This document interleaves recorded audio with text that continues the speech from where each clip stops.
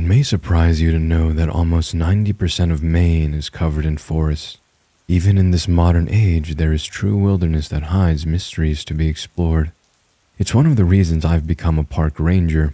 The chance to be in the outdoors, to enjoy the wild, untamed wilderness. I know better now. I know better than to explore that which should be left alone, and now I warn you. After getting my dream job, I was assigned to a smaller ranger station in North Maine. The area was stunning in its natural beauty. Trees hundreds of years old grew to touch the sky, and rocky terrain led to a wonderful landscape of hills and valleys. Ever since I was a scout as a child, I had imagined being able to enjoy this serenity as my actual job, and here it was in reality. The ranger station was a converted log cabin which gave me an instant feeling of rustic warmth. Inside, a fire was crackling and an older man was tending to it.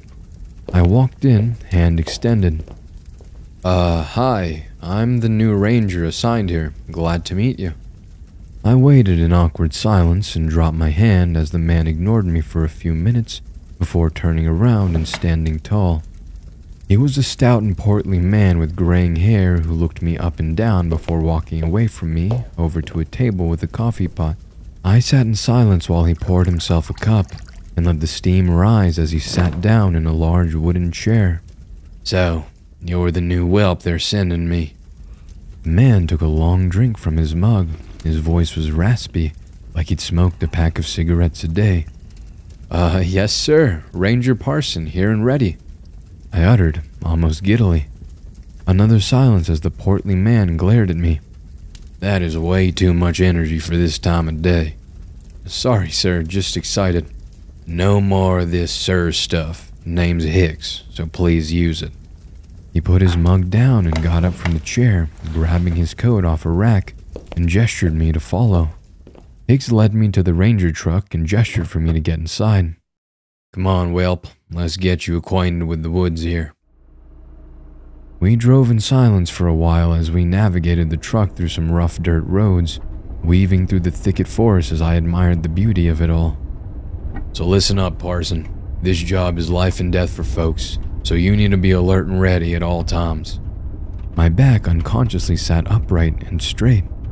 Yes, Hicks, of course. We arrived at the top of a ridgeline looking out over a vast swath of forest. Hicks got out, and I followed him, walking to the edge where he was standing. The sun was going down, and the sky made the area look like something out of a painting. My admiration for the natural beauty was broken when Hicks shoved a pair of binoculars in my hand and gestured to the vista. From here you can see the 3 fire lookout stations. Motioning to the 3 specks of light in the now darkening forest distance. We'll get you acquainted with the fire watchers as we've had some issues recently.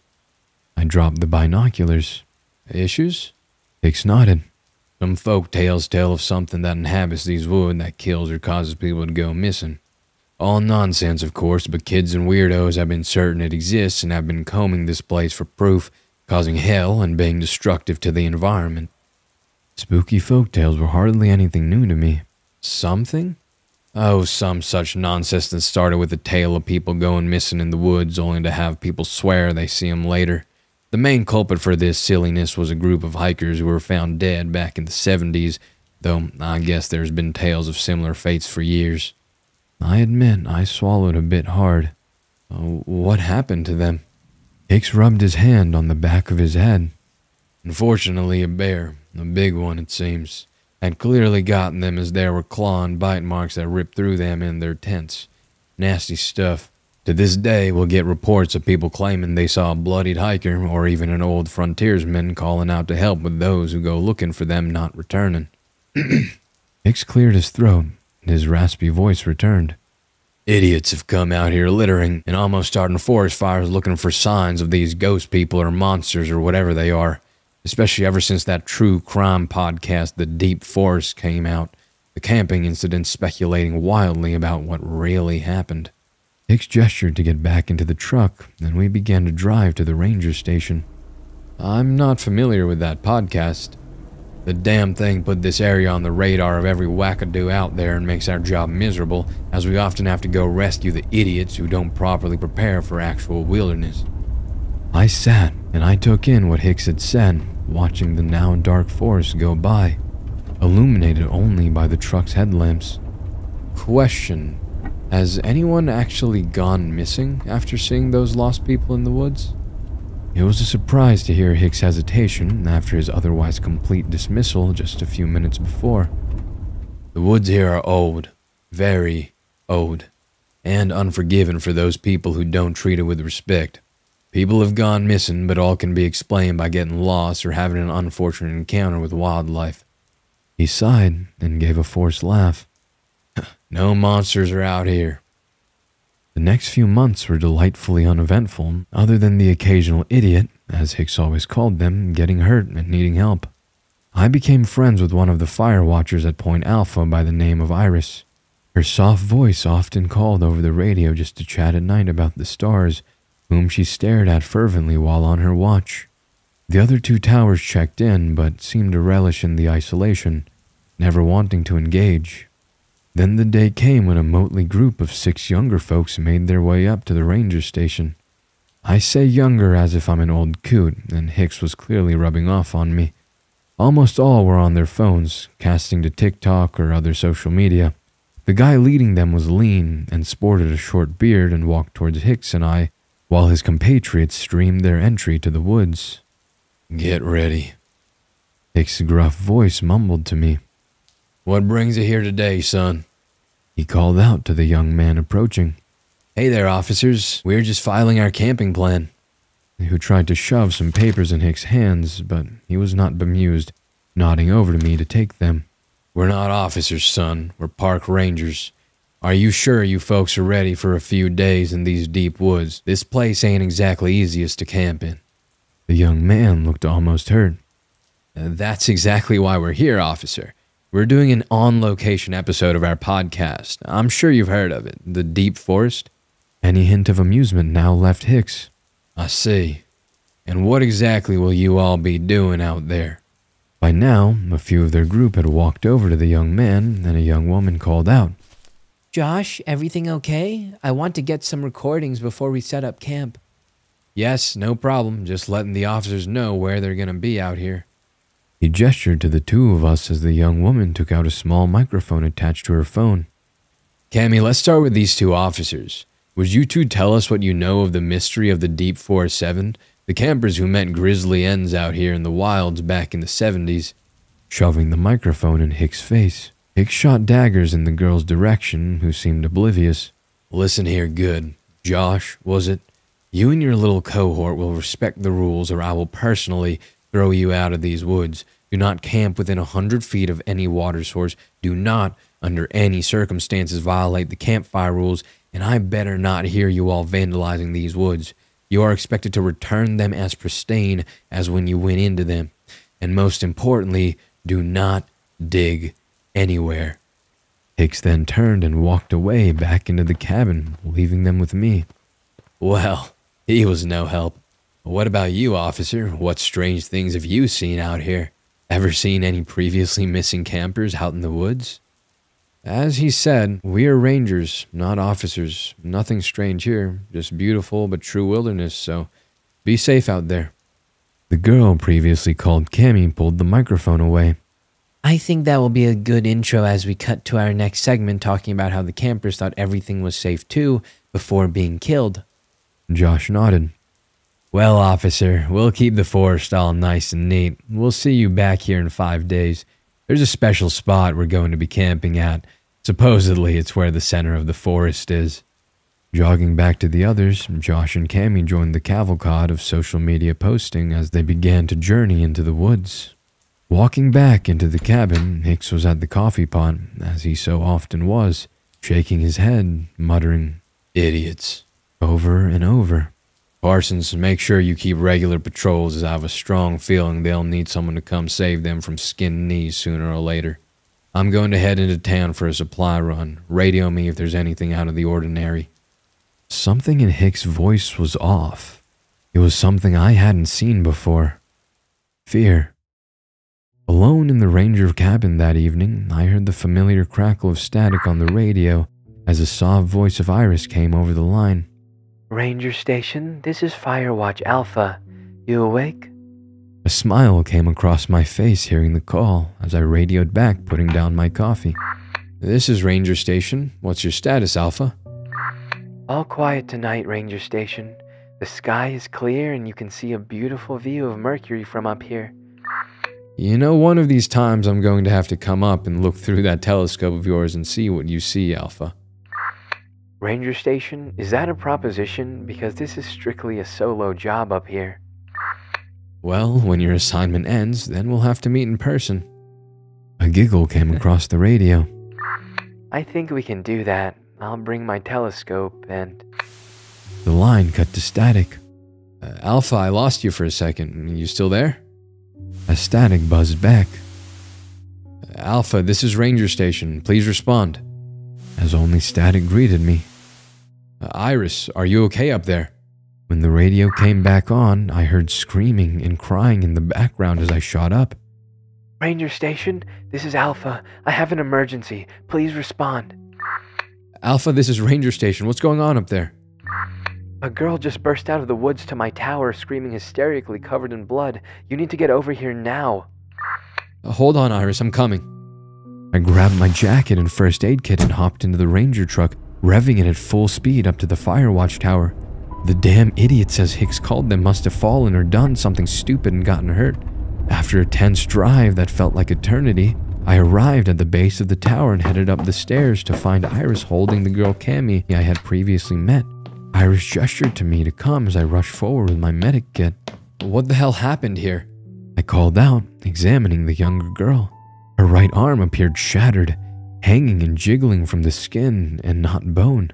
Slashes across her face and chest gushed blood as I pulled out gauze to hold the wounds closed. I don't know, Iris called out, trying to shout over the screaming girl. She ran out of the woods like this. As I tried to apply first aid, the girl was wailing and screaming, not from pain, but fear. Over and over, she called out, "It killed them! It killed them all!" What? Killed who? I tried to ask as the girl flailed in Iris's arms. Her wounds got worse with each thrashing. I pulled out a benzodiazepine sedative and injected it into her working arm, which slowly calmed the girl as Iris and I both sighed as the moment passed. Over the next half hour, we worked to apply what first aid we could. I radioed for a helicopter medvac, but they won't be here for at least an hour. I looked down at the poor girl, her body battered and broken. I also can't seem to get a hold of Ranger Hicks. Just what the hell is going on? Iris wiped off blood from her hands, but it seemed like a futile effort considering it was everywhere else on her. Jesus, what the hell happened to her? And given the slash marks and force trauma, it looks like a bear attack, but we haven't had any reports of one around here in months. Can you stay and look after her until the medvac arrives? I need to go look for her friends, as I'm guessing she was not the only one attacked. Iris nodded, the shock of it all setting in. Before you go, I need to tell you something. I was halfway out the door, but stopped and turned back around. The last few nights I've been seeing something in the dark move out there. I thought I was crazy, but it definitely has been walking around the tower, like it was scoping it out. I didn't say anything as I had no proof, and the eyes play tricks, but after this... She trailed off, looking at the bloody girl on the floor. I paused, thinking of what to say, and nothing came, and just nodded like that was the solution. It's a bear. The marks and strength have to be one. Iris screamed and fell to her knees. It wasn't a goddamn bear. There's something out there in these woods. It looked at me. It was watching me, and it clearly got them too. Just wait for the medvac. The others out there likely need help, I said as I ran out down the stairs back to the truck, grabbing the rifle out of the back and heading the direction the girl Cammy was said to walk from. The forest was dense, and this would have to be an exploration on foot. The forest had never seemed darker, like the canopy above had wrapped itself around the world and blotted out all the light above. Over and over I called out on the radio. Hicks, pick up. Hicks, pick up the goddamn radio. But was only met with silence. The heavy maglite illuminated my path forward as I followed a trail of blood left by Cammy. In the dark, the feeling of a forest path becomes almost infinitely liminal. feeling like you've traveled nowhere and for miles simultaneously. A stretch of blood on the ground led me to the telltale smell of wood burning, and I came to find a campsite. I immediately turned away in abject disgust upon entering the perimeter, as half a human torso was lying on the ground. It was mangled, but the face of Josh was barely attached to the head. Tents were ripped and torn, and at least one more body was lying prone with long claw marks raking its length with no sign of breath or life. Another was impaled on tree limbs above like it was thrown from the ground. Of the others, I could see nothing. I pulled the rifle off my shoulder, but I was nothing but terrified, and each step was labored to take moving forward. A twig snapped, and I turned to face the direction of the sound, gun noticeably shaking in my hands. "Hello?" I called out as if that was a great question in the situation. "Is there anyone there?" From behind a tree, a figure fell and thudded to the ground as I rushed over. In the light of my flashlight, the portly frame of Hicks was on the ground, bleeding from a large stab wound in his stomach. "Oh hell! Hicks, what are you doing out here?" I pulled off my jacket, trying to place it on his wound as he coughed up blood. "I'm sorry, Parsons. I'm so sorry. I couldn't stop it. I followed them and tried to scare them off, but I couldn't stop them." "Stop what, Hicks?" As I saw the extent of his wound, which punched through seemingly to the other side. "What happened?" "These idiots. They disturbed the... They awoke it before I could contain it. I tried to stop them, but it was too late. I can't believe they found it. I spent all this time up here trying to keep it hidden, and I failed." "Hicks, you're not making any sense." "This forest is old, ancient old, Parsons, and a being lives here. It is primal wrath and anger and violence."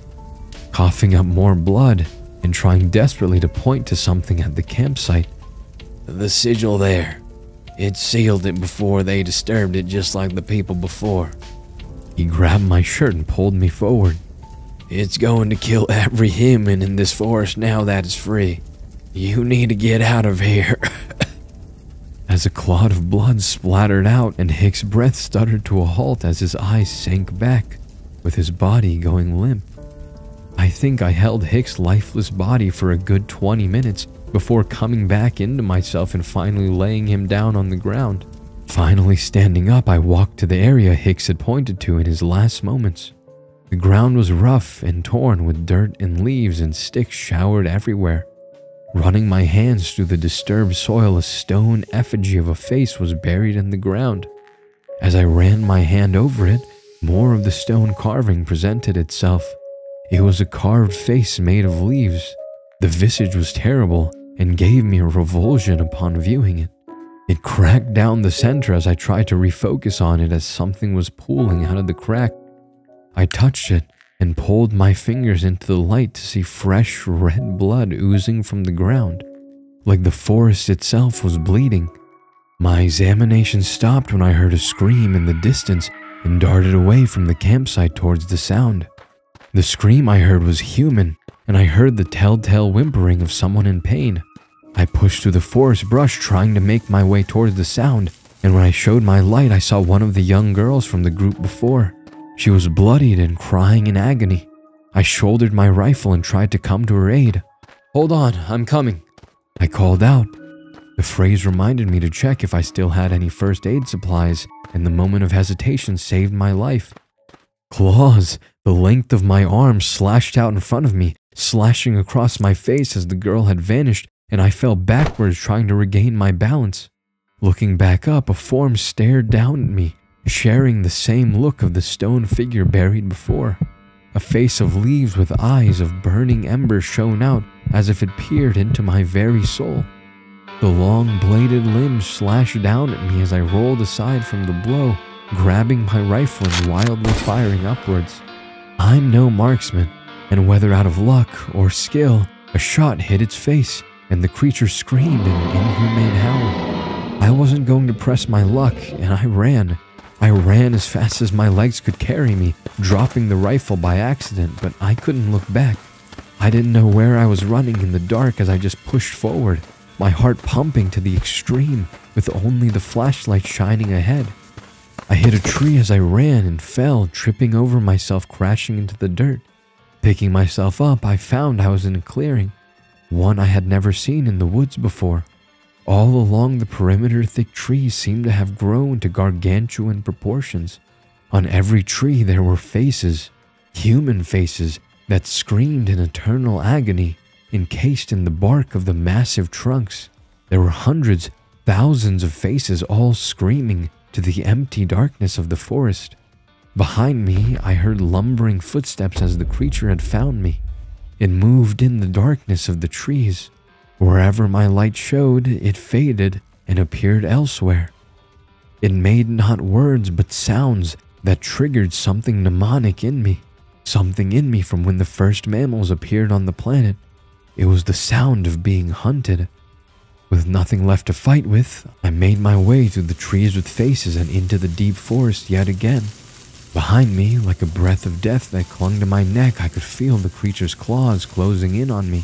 Then I heard it, the sound of rotors. Changing direction, I darted over brush and bramble, trying to get closer to the sounds. I heard my heart in my ears as I ran. With every step, the rustle of leaves came closer. I didn't even notice what had happened at first until I hit the ground. The adrenaline and shock kept me conscious before the searing pain of being cut across my back finally hit me. It was not just the pain of being cut open, of nerves and blood spraying forward. No, it was the feeling and violence as if such a thing could be quantified stabbing into me.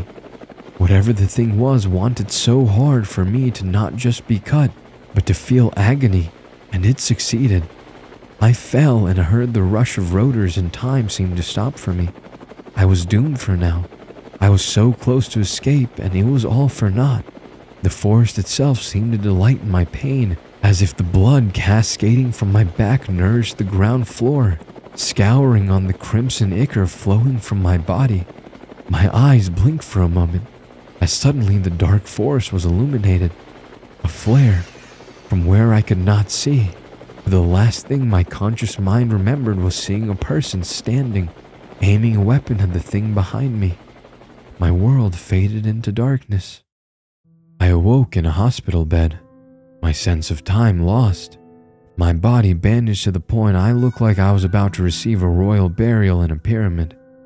Over the next few days, I was interviewed by the local police, the FBI, and I'm sure half a dozen other agencies whose questions I could give no answer to.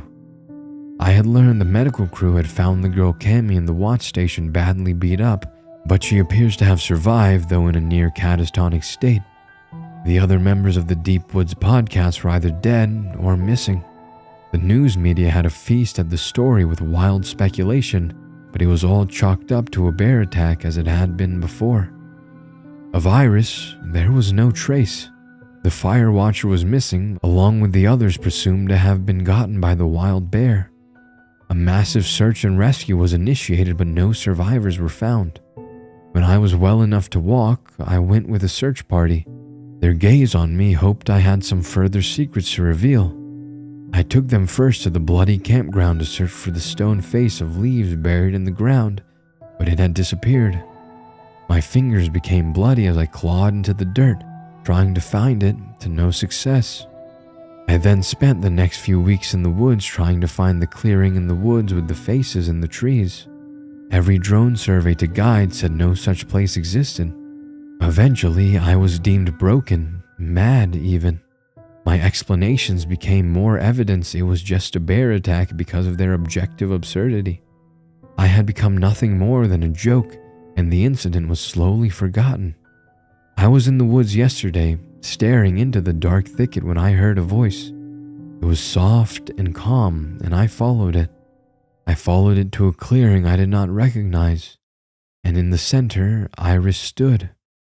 In her hand was an orange flare gun, and her clothes were ripped and torn. Her hair was wreathed in leaves, and her jaw was unhinged, and slash marks were down her body. She stared at me with burning ember eyes. She stared at me with the rage and wrath of the forest.